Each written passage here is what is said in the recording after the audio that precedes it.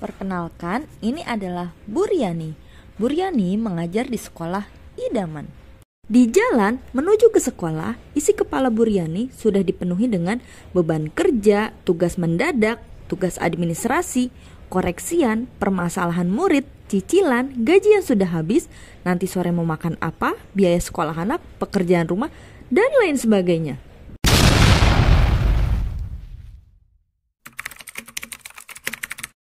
Sampai di sekolah, Bu Riani malah mendapati murid-murid yang berisik di kelas, sulit diatur, dan kelasnya jorok. Dari cerita tersebut, kira-kira apa yang akan terjadi dengan Bu Riani?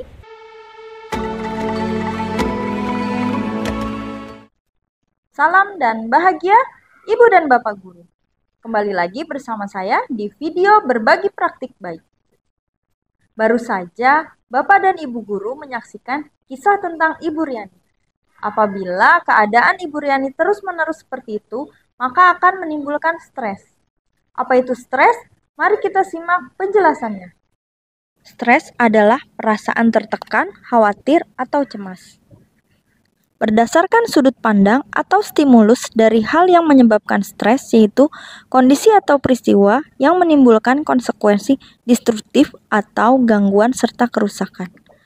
Berdasarkan sudut pandang, respon atau tanggapan atau reaksi yang dilakukan individu, stres diartikan sebagai respon terhadap stresor, yaitu kondisi atau peristiwa eksternal yang secara potensial membahayakan atau mengancam. Secara komprehensif, stres diartikan sebagai suatu respon adaptif untuk mengadaptasi yang dilakukan individu terhadap tindakan, kondisi atau peristiwa eksternal yang menimbulkan tuntutan-tuntutan kepada individu untuk menanggulanginya. Terdapat 3 faktor penyebab kondisi stres. Pertama, seberapa besar pentingnya suatu kondisi. Semakin penting suatu kondisi, maka semakin besar berpeluang menjadi stresor. Kedua, ketidakpastian suatu kondisi atau ketidakjelasan tentang kondisi atau peristiwa yang akan terjadi, menumbuhkan perasaan negatif yaitu resah, cemas, takut, dan lain sebagainya. 3. Durasi suatu kondisi. Semakin lama kondisi atau peristiwa yang membuat tidak nyaman menimpa, semakin berat kondisi stres yang dirasakan individu. Reaksi khas yang ditimbulkan jika stres berkelanjutan. Pertama, domain fisik, yaitu sakit kepala, ketegangan nyeri otot, nyeri dada, mudah lelah, gangguan perut, masalah tidur, gemetaran, mengepalkan rahang. Yang kedua, domain emosional, suasana hati mudah berubah, timbul kecemasan, gelisah, kurangnya motivasi, merasa kewalahan, iritabilitas atau kemarahan, kesedihan tanpa alasan, sulitnya berkonsentrasi, merasa di luar kendali, merasa tidak kompeten. Yang ketiga, domain perilaku, makan berlebihan atau kurang makan, ledakan amarah, penarikan sosial, jarang berolahraga, penghindaran stresor, ketidakhadiran, dan kurangnya ketepatan waktu. Dari keadaan tersebut, pada video ini kita akan mempelajari apa itu yang disebut dengan social emotional learning.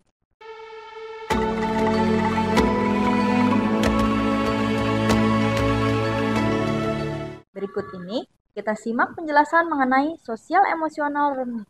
Social emotional learning atau pembelajaran sosial emosional adalah proses pengintegrasian pemikiran, perasaan, dan perilaku untuk menjadi sadar akan diri sendiri dan orang lain, serta membuat keputusan yang bertanggung jawab, mampu mengelola perilaku sendiri dan perilaku orang lain.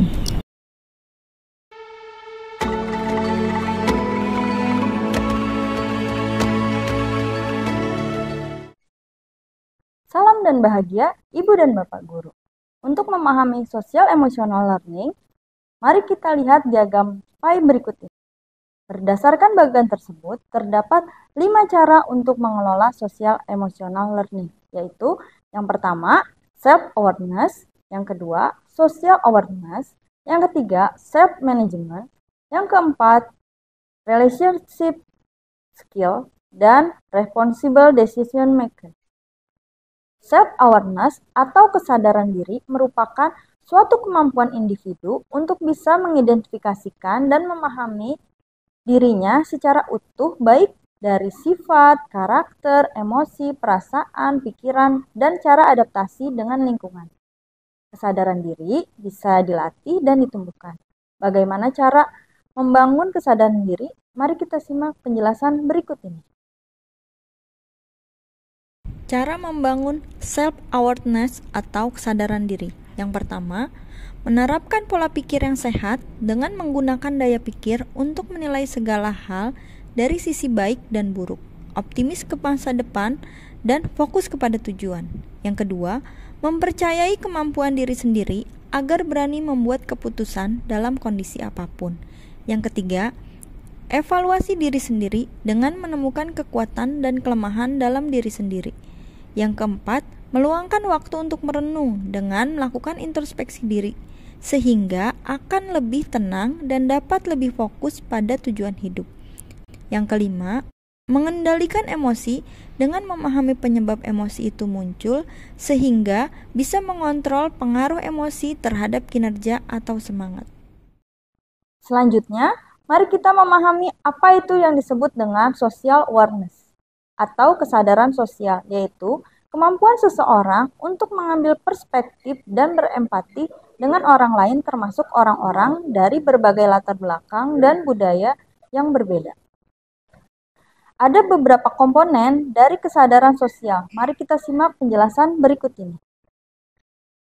Komponen dari social awareness atau kesadaran sosial ada 5, yaitu yang pertama, reading verbal and non-verbal, yang kedua, empati, yang ketiga, validating emosi atau memahami perasaan orang lain, yang keempat, reading organization atau kemampuan membaca realitas sebuah situasi, dan yang kelima, kemampuan mengenali berbagai pola interaksi atau respon orang lain di sekelilingnya. Setelah memahami komponennya, mari kita pahami bagaimana cara membangun kesadaran sosial. Terdapat beberapa cara membangun social awareness atau kesadaran sosial, yaitu pertama, menempatkan diri sendiri di posisi orang lain dan mencoba memahami sudut pandang mereka. Yang kedua, mengenali posisi diri sendiri atau lebih dahulu agar dapat mengenali perasaan orang lain. Yang ketiga, menjadi pendengar yang aktif atau benar-benar mendengarkan orang lain yang berbicara dengan kita. Yang keempat, parafrase atau pengungkapan kembali ucapan lawan bicara agar dapat pemahaman yang lebih baik. Yang kelima, mencerminkan kembali ucapan lawan bicara dengan cara menunjukkan perasaan setelah mendengarkan cerita mereka. Selanjutnya, self-management atau kemampuan untuk mengatur perilaku, pikiran, dan emosi dengan cara produktif. Untuk memahami skala prioritas sehingga dapat memutuskan apa yang harus dilakukan dan memiliki tanggung jawab dalam menuntaskan pekerjaan yang dimiliki. Terdapat 7 self-management skill, yaitu kita simak penjelasan berikut ini. Terdapat 7 self-management skill. Yang pertama, manajemen waktu atau keterampilan mengatur waktu yang efektif dalam memenuhi semua tugas sesuai target waktu. Yang kedua, skill organisasi atau keterampilan dalam berorganisasi yang baik, termasuk dalam merencanakan, memprioritaskan, dan melaksanakan aktivitas yang penting. Yang ketiga, penetapan tujuan, yaitu kemampuan menentukan apa yang ingin dicapai dengan cara yang jelas dan terdefinisi dengan baik. Yang keempat, motivasi diri, yaitu kemampuan untuk menyemangati diri dan mengambil inisiatif dalam menyelesaikan tugas dengan baik. Yang kelima, kemampuan beradaptasi, yaitu kemampuan untuk menyesuaikan dengan keadaan yang berubah-ubah. Keenam, kemampuan mengambil keputusan dengan yakin dan mengurangi ketidakpastian dalam tim. Yang ketujuh, manajemen stres atau kemampuan untuk mengelola stres dengan cara menjaga pola makan yang sehat, olahraga, meditasi, dan lain sebagainya. Setelah memahami 7 contoh self-management skill, mari kita simak cara meningkatkan self-management skill. Pada gambar berikut merupakan cara meningkatkan self-management skill. Yang pertama, kendalikan dirimu sendiri dengan cara mengenali apa yang disuka dan bidang apa yang paling disukai sehingga dapat melakukan pekerjaan sesuai dengan keahlian. Yang kedua, fokus terhadap hal yang bisa kamu kontrol. Tidak semua hal dapat kita pantau dan kontrol terus-menerus sehingga fokus terhadap hal yang ada di bawah kendalimu saja. Yang ketiga, hindari multitasking. Multitasking memang memberikan kesan sangat pandai dalam berbagai hal, tetapi sebaiknya fokus pada satu hal lalu mengerjakan hal lain setelah menyelesaikan hal pertama.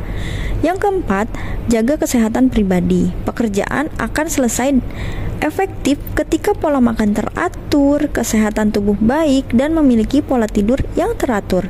Dan yang kelima, tentukan jangka panjang dan jangka pendek untuk memiliki manajemen diri yang lebih baik. Selanjutnya, yang keempat yaitu relationship atau kemampuan membina hubungan. Adalah keterampilan mengkomunikasikan dengan jelas, mendengarkan dengan baik, bekerja sama dengan orang lain, menegosiasikan konflik secara konstruktif, dan mencari serta menawarkan bantuan ketika dibutuhkan.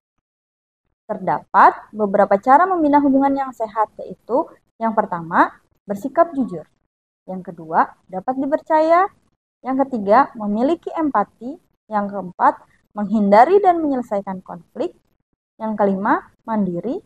Yang keenam, mampu mengontrol emosi. Dan yang ketujuh, dapat berkompromi atau menemukan win-win solution. Selanjutnya yang kelima yaitu responsible decision making atau pengambilan keputusan yang bertanggung jawab.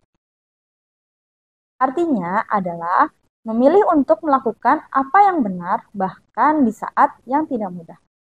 Pengambilan keputusan yang bertanggung jawab juga diartikan sebagai kemampuan untuk membuat pilihan yang peduli dan konstruktif tentang perilaku pribadi dan interaksi sosial di berbagai situasi.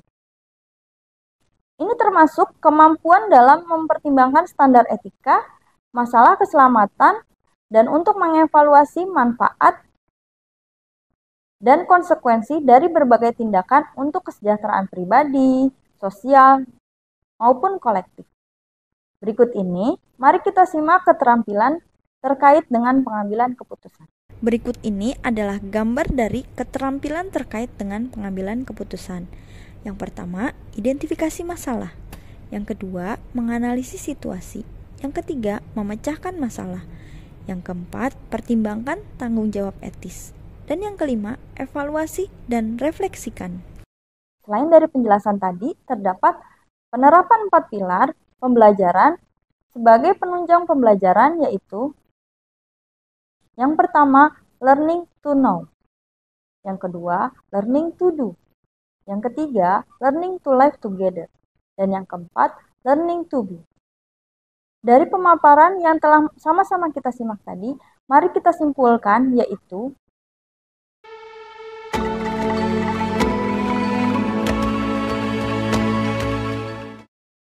dengan memiliki kompetensi sosial emosional learning atau pembelajaran sosial emosional, maka setiap pemimpin sekolah atau guru akan mampu menghadapi tantangan dunia pendidikan ke depannya, baik dari aspek ekosistem, guru, pedagogi, kurikulum, dan sistem penilaian, sehingga tercapai tujuan pembelajaran yang diharapkan.